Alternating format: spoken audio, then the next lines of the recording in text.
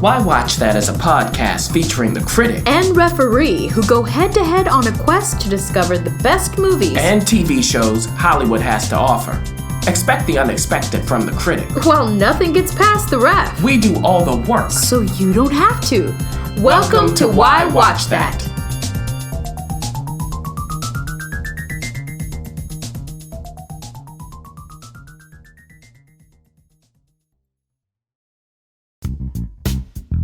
Critic. Yes. We're on Twitter. What? We're on Facebook. What's a Facebook? We're on Instagram. And we are on the www. But guess what else we're on? What? We're on YouTube! Oh! YouTube. That's right. We have our own channel. Yes, there you can find our episodes, some trailers, and a whole lot more we're cooking up. And we have a very, very special opportunity for you. That's right. If you subscribe at YouTube, our channel there, yes, this month of July, you will be entered to win a custom watching plan from Why Watch That. If you win, we'll tell you, hey, here's some things for you, just you, to check out. We will curate that thing for you. Ew, why watch that? We're kind of nice over here, aren't we? We sure are. So if you're interested in that, and heck, you should be on the YouTube anyway. The YouTube. See how I say it like old man? Not just a YouTube. Be on the YouTube anyway at our channel, Why Watch That. Subscribe in July, and maybe you'll know what to watch from here forth. Ooh.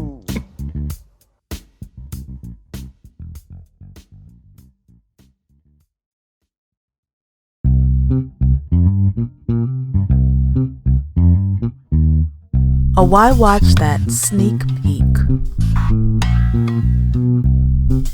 We also got a chance to see Marriage Story, the both of us, at various festivals. And it is directed by Noah Baumbach. He also wrote it. He's very familiar to us. I mean, we know him from, lots of movies that are very strange and weird. And he deals a lot with personal life and makes things very personal. It has a stellar cast.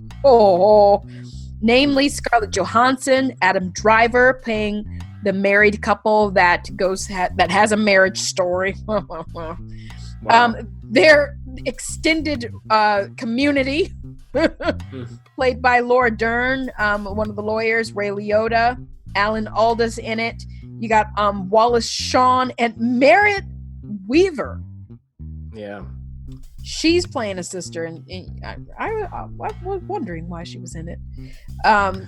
She lets the cat out of the bag, shall we say? Oh boy! And it is coming to us, like I said, in a limited fashion in theaters on what day is that? November 6th. Yeah. On November 6th, but if you wait a month, on December 6th. Day before my birthday. On December 6th, you can watch it on Netflix. Isn't that something? Yeah. So you know why they're doing it in theaters. They want to qualify to go to the awards, because this is definitely going to be buzzing about, because the critics loved it. So you heard both of our initial responses. Now we get to review. Yeah. Well, you got this married couple, Nicole, played by Scarlett Johansson, Charlie, played by Adam Driver. Charlie's this up-and-coming director of theater. Theater, right. And you see some of these pieces, and you go, would I want to see this? He's an avant-garde theater. He's an avant-garde director. And his muse is Nicole, his wife. She's the centerpiece of all of his work. And before she met up with him and started working with him and became married, she did have a little acting career in LA. I won't tell you exactly how. So now she's in New York. They're living together. They have a son, all of that. And they've been married for 10 years. And do you know what happens? It's Marriage Story in 2019. Yeah. It doesn't end well. No. Nicole decides, I'm going back to LA. I'm going to do this TV show. I'm bringing my son with me. And for a reason. For a reason. Yes. You can imagine what that is. Yeah, we won't get No. Her family is in LA. Okay? Her mom used to be an actress, and boy, oh boy. You know it. I'm going to tell you that. It's Julie Haggerty from Airplane, so you can only imagine the Airplane. Just some of the comedic, just to sidebar here and then back. Some of the comedic acting in this movie is some of the finest comedic acting you'll see. The finest. So she said, Merritt Wever is the sister. It's like, well, why is Merritt Wever, like you said, the sister of Scarlett Johansson? You will see. You will see why. So it becomes this dual thing where Adam Driver's character wants to live in New York and continue his career, which is skyrocketing. While Scarlett Johansson's character is in LA, where her career is skyrocketing. Mm-hmm. And the son is caught in between. Yeah. We've seen this kind of thing before. And it leads to them saying, okay, yeah, we're going to split, we're going to divorce, but we're going to do this amicably until the lawyers come in. Oh. Trio of lawyers, played by Laura Dern, Alan Alda, Ray Liotta. What a trio. Oh my God. Shakespeare might be turning over in his grave a bit going, oh, I could have written that. These three lawyers. So in the end, I'll just tell you this. It starts off, just so you know, with the two of them, Nicole and Charlie, talking about one another. Why? In What's therapy. this for? Yeah. Oh, sorry. I feel like Merritt Weaver's character. Sorry. And then in the end, it comes back. Yeah. I'll put it that way. That was nice. And the journey through there, it's comedic and it's very dramatic. Tragic. And you never know what's coming next. Yeah. That was a good Did I miss dance. anything important? Okay. No, you did not. I thought it was a good... They have to discover some things. So that was well done. I will go first because it's easy. Yeah. Marriage Story to me was this... I felt like that I was the wanted and often unwanted spectator. There were moments of just what happens when a couple who truly did love and respect one another, when that starts to dissolve logistically. What you can imagine what would happen. And some of the moments I was like, oh, okay, this makes sense. And then some of the moments I was a little uncomfortable because I was like, should I be watching this? I feel like this is super personal. And I sort of wanted to like creep away a little bit and go, ooh, I should respectfully look away. And I think that's part of the triumph of Marriage Story is that they do go into it's I think we can let this out of the bag because you already alluded to it.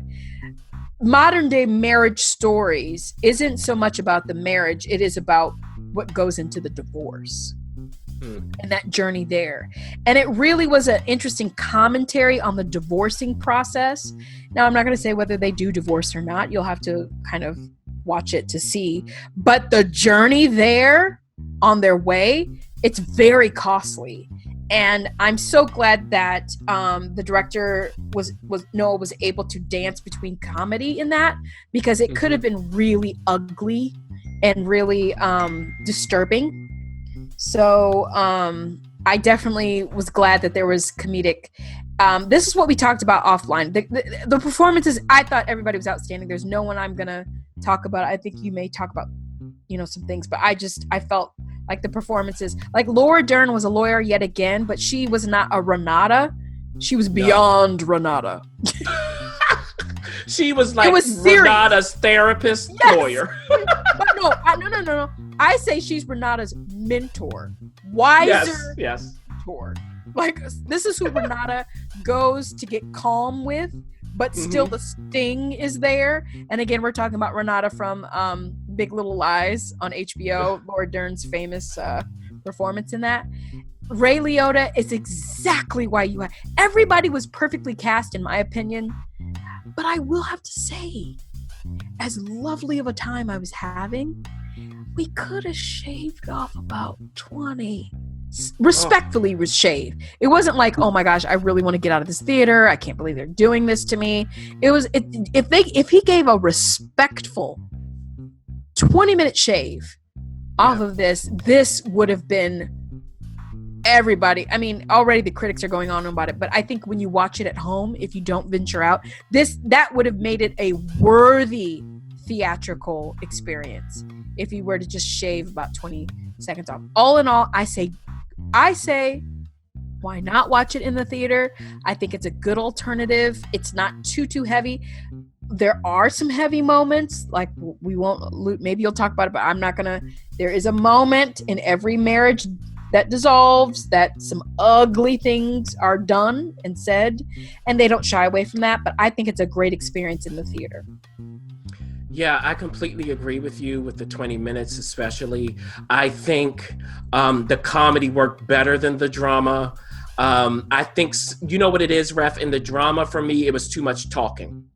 Mm. And the best dramatic moments were when it wasn't a lot of talking. You'll see what that is in the movie. I won't even give it away. There's some interesting things that happen where you go, oh, and you get the feeling of it. You have Randy Newman's music.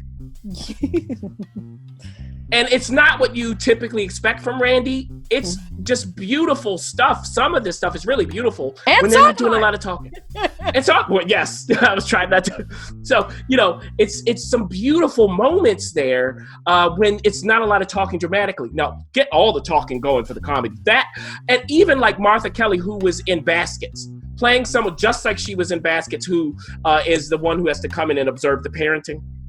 Like that stuff, they nail so much stuff that there's so much in it that the stuff that doesn't work, you kind of don't even care because you get so much out of it. These performances, these actors, I tip my hat to them. I do have to say that Scarlett Johansson and Adam Driver, when they are talking too much in the drama, I just didn't feel the connection. I felt that some people were landing and other people were just flying the lines. So there are some little things dramatically that I would have fixed, I would have tweaked, but this is nitpicking, I will say.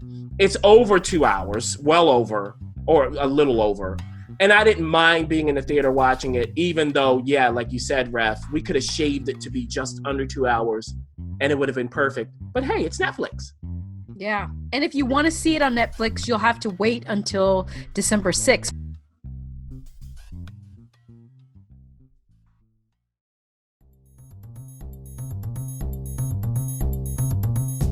Thanks for listening. For additional resources, visit WhyWatchThat.com. Good idea, and we'd love to hear from you. So go ahead and leave comments, feedback, and you can rate us on iTunes. We'll see you next week. See you.